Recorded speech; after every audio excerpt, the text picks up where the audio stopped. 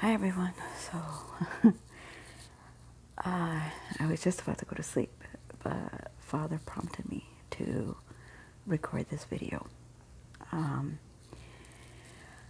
Today was an interesting day.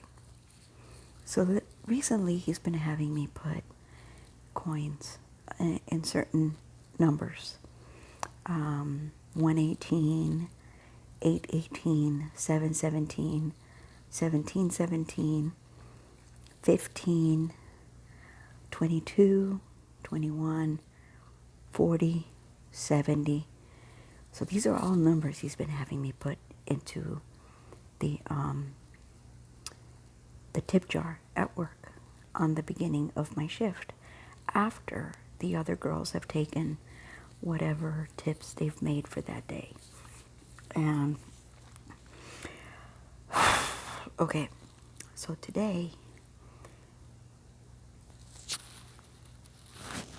as soon as I got into work, I got a $5 tip.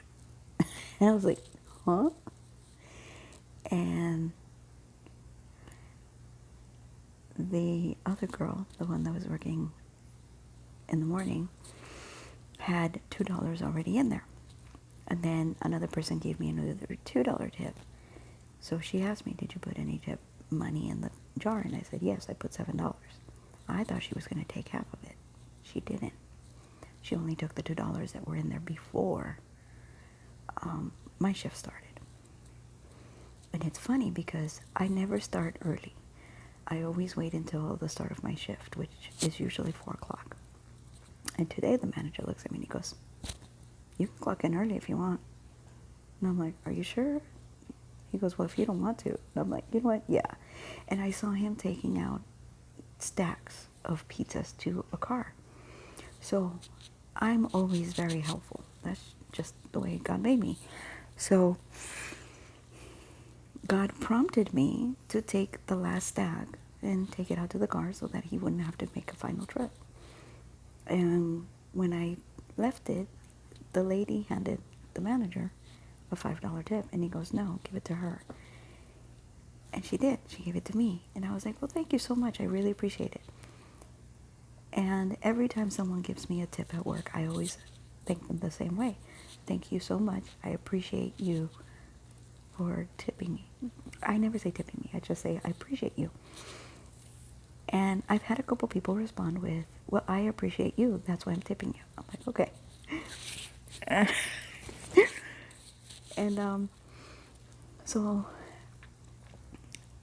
she left her shift and the other girl started. And God goes, take those tip monies out before any other money's put in there because then you have to share it. So I did. I grabbed it and I put it in my pocket. And that was that. And then there's another girl that was coming in on shift at 6 o'clock. Now, this girl has been putting her mouth on this other young lady who was working with me. And God has been putting it in me to protect her, to cover her in prayer, to kind of warn her on the things that are going on around her that she's not aware of. And so God goes, why don't you do what the other girls do before you get on shift, which is they split the tips.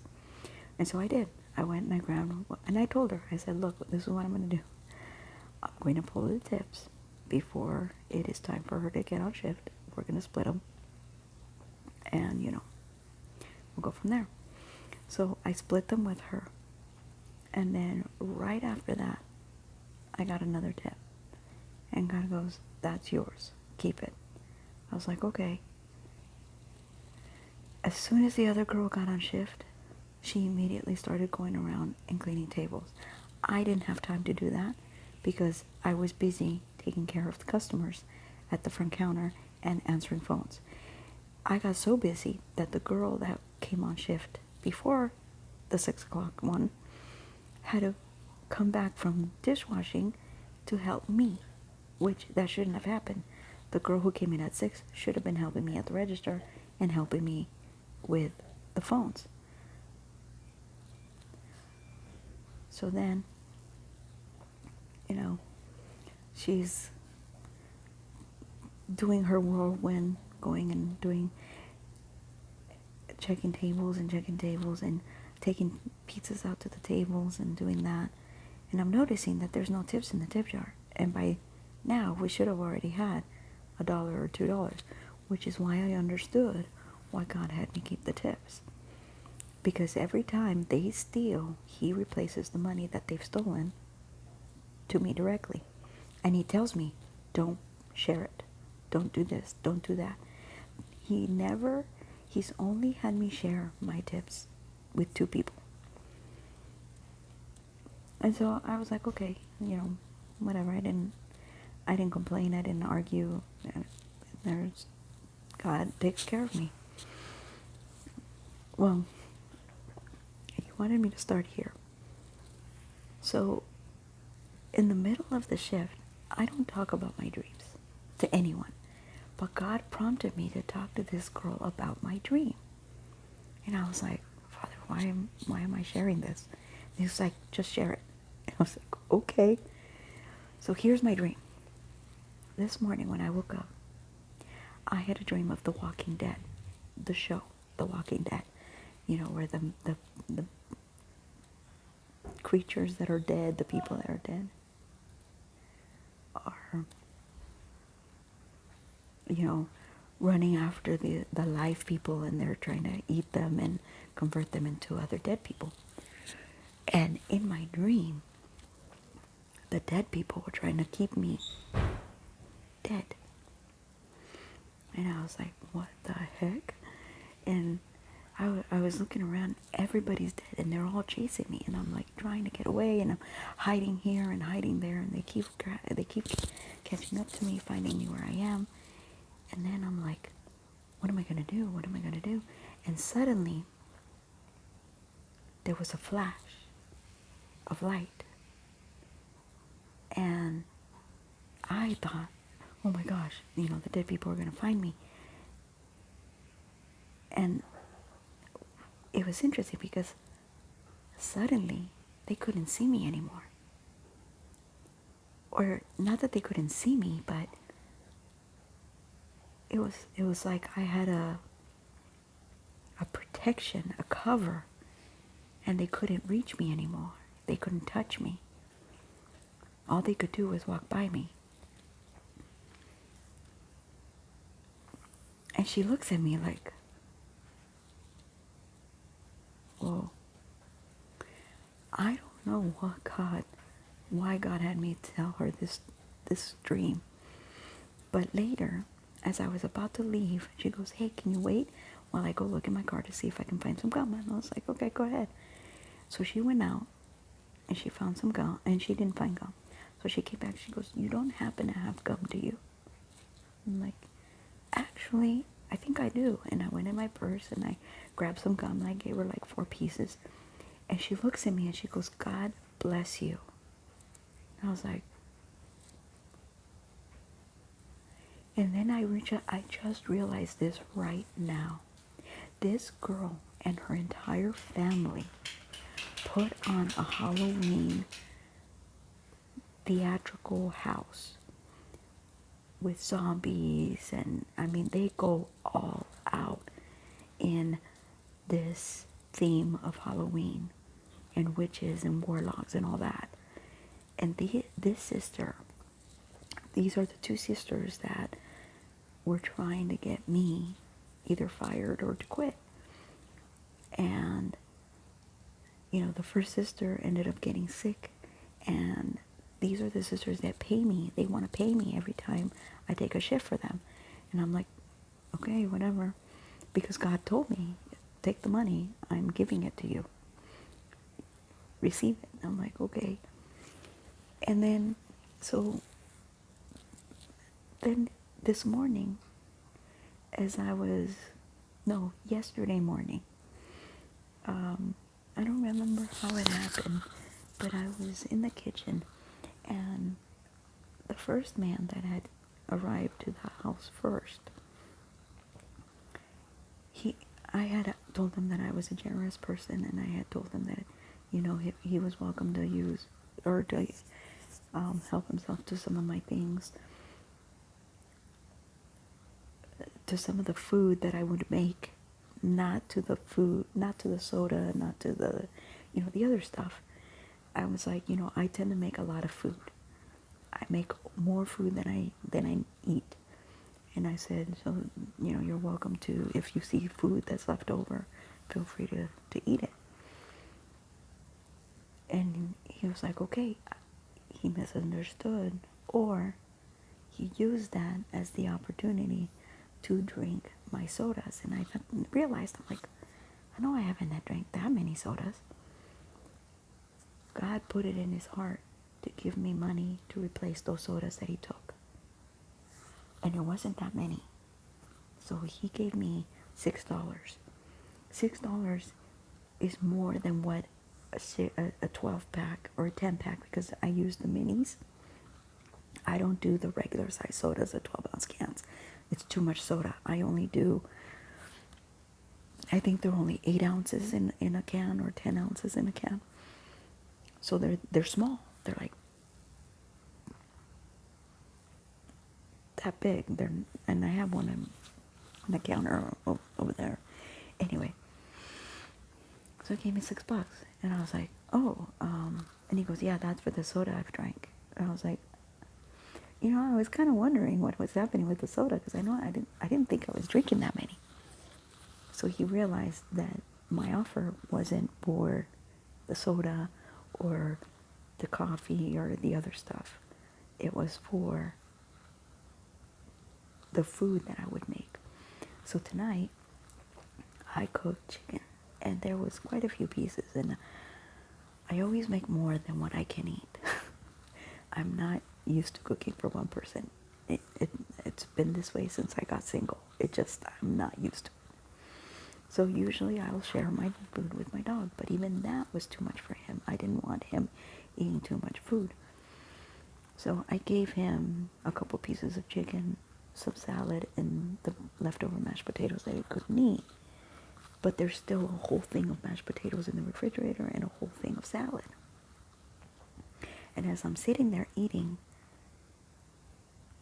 and I'm trying not to stare at the man, because he's sitting down watching TV, and I could tell that he was trying really hard not to look over to see what I was eating, because it smelled really good. And I asked Father, I'm like, Father, can I share what I've made with him? And he said, hold on. I'm like, okay. So I kept eating, and I kept eating, and I kept eating. And then suddenly he goes, okay, go ahead. Which tells me that he asked God for me to share my food with him. And so I did. And he just kind of looked at me like, oh, I'll eat it in the morning when I get home from work. And God goes, no, he's going to take it with him. I'm like, okay, whatever. If he wants to, doesn't want to, it's up to him. And I haven't gone back out to check and see if he took it with him or not. Because that was not my intention. And God hasn't led me to go out there. But he did want me to come out here and talk about that dream. And to identify that the dead people signify those that are still in sin. They're still in the world. And they're constantly trying to keep God's children to stay in the world with them. And because we continue to stay strong and stay with God, there will come a time where they won't even bother trying to convert us back into the world. Because they know, they will see it in us that it's useless. That God is everything within us and around us and outside of us, and nothing can get us to walk away from him. And there was another dream that I had right before this dream. Oh no, right after this dream. Sorry guys, because I wear ponytails during work hours. Oh, my scalp, it, like, when I release the the tension, my scalp feels like I need to rub it out a little bit. Okay, so in this second dream, I began to see all of the people that I left behind. All of the people that caused me harm or did something they knew was wrong in God's eyes. I saw my old boss, someone who I had explained to her when she reached out to me about the situation with me and my ex-husband and how he was trying to continue to manipulate and continue to stay knowledgeable of what I was doing. So I had moved according to God's will, and I had, turned off all communication with him. I still had communication with my children, but my children were also helping to keep them, meaning the woman who raised me, her children, their dad, all of them in the know of where I was at and what I was doing. And these are all windows and doors that were open to Lucifer, to the world, and to the spirits to be able to continue attacking me, continue bringing me down and keeping me in a place of slavery, a place of being tied to something that didn't belong to God. And so this is God's way of telling us that we are going to have these individuals come back into our lives, and not necessarily the same individuals that we've closed these doors to, but the spirits that were behind these individuals. And we will need to have the ability to discern the spirits that are coming in and to ensure that we stay on God's word, that we stand on it, that we hold to it, that we literally kneel on the ground and stay on it and not let anything move us from that word.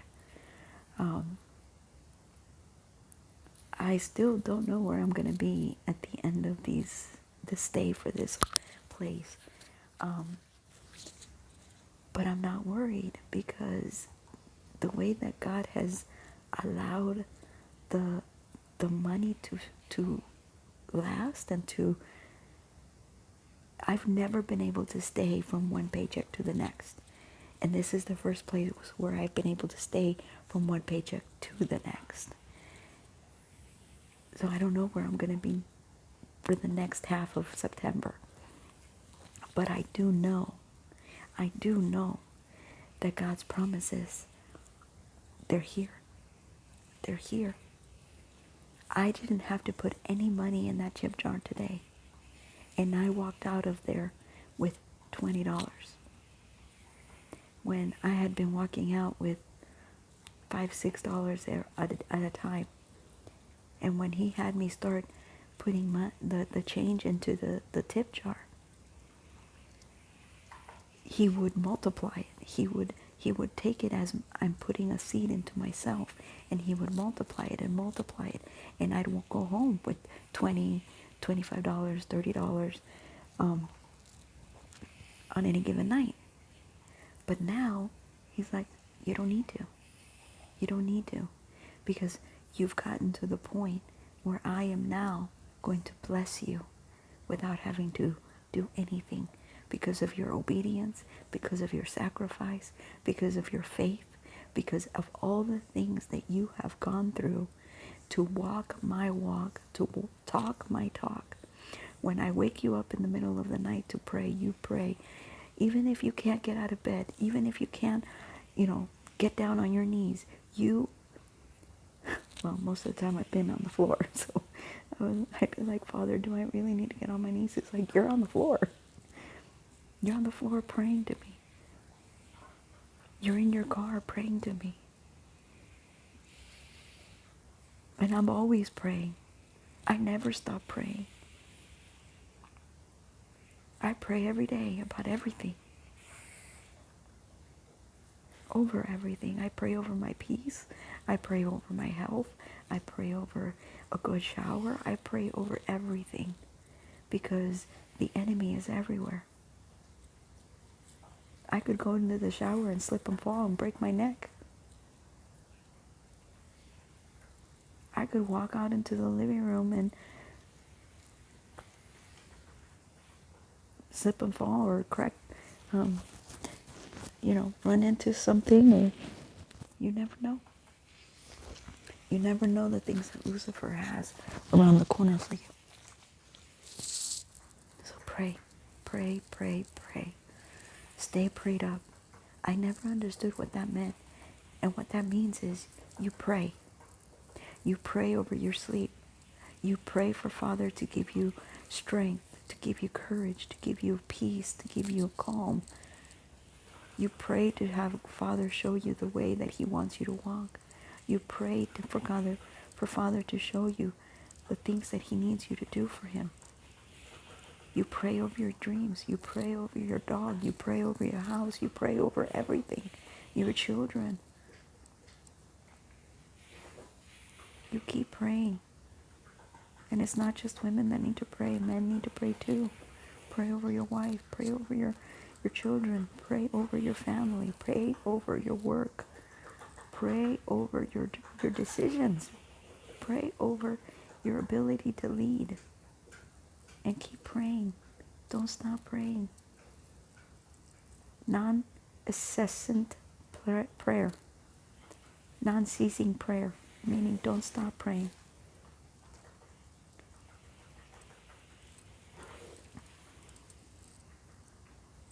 In the name of my Lord Jesus, may you find peace, and may you continue seeking the Lord. Amen.